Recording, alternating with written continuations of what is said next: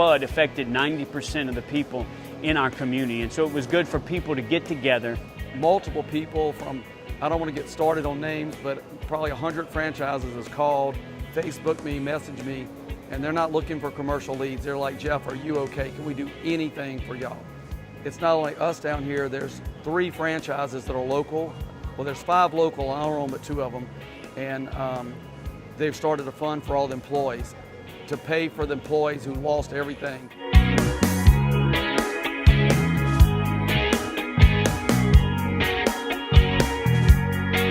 There's approximately 322 units in an 84-building apartment complex. Anywhere between 18 to 48 inches of water had flooded through every unit. The first question we get asked on projects, especially this magnitude, is can SERVPRO handle a loss this size?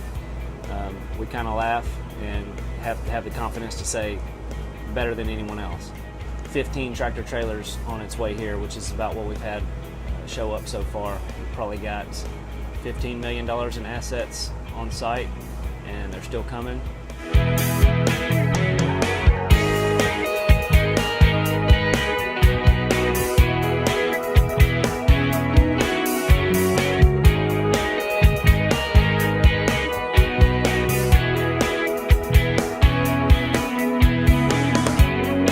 I had a relationship with SERVPRO already, and so there was really no question who we were going to call.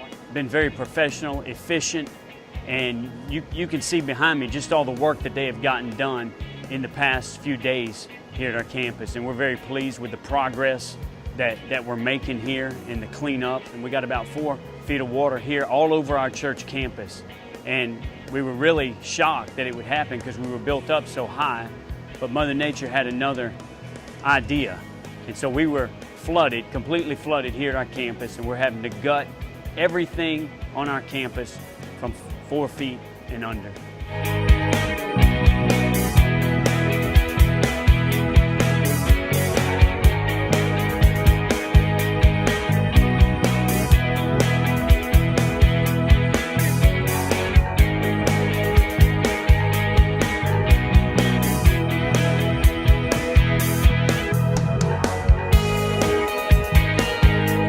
Walked into this store over here.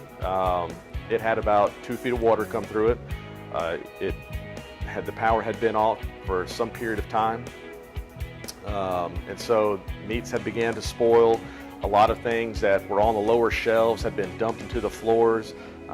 You can imagine diapers and dog food, when they get wet, they swell up huge, and so the odor and everything, I mean, the store was really just trash. You could see, because of the excess humidity, that the ceiling tiles were sagging.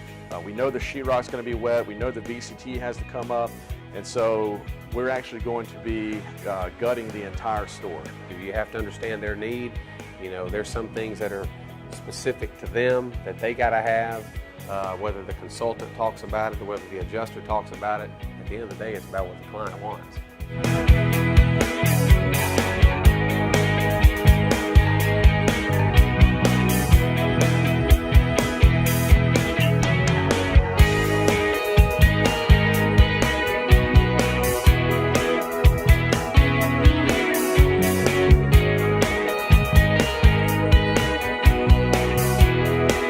Almost 200,000 gallons of water that was trapped within the auditoriums themselves. You know, we had to do what we could to control the environment here. There was so much high-definition equipment, specialty movie screens, obviously the acoustical ceiling tiles. We knew we had to get the water out. That was number one concern, get the water out. A lot of times on a job of this size, they want to get some testing done to verify that it is floodwater, it is Category 3.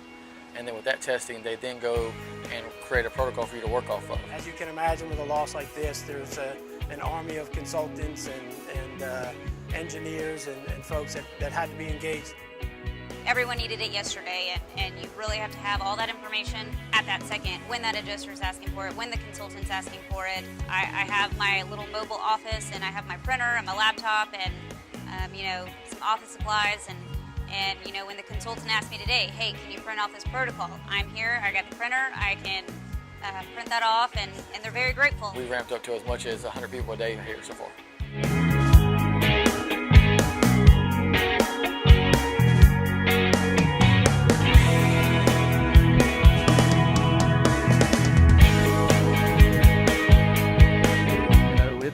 up at 5 in the morning, trying to get to bed by 2:30 at night, hoping to sleep 2 hours and roll the next day.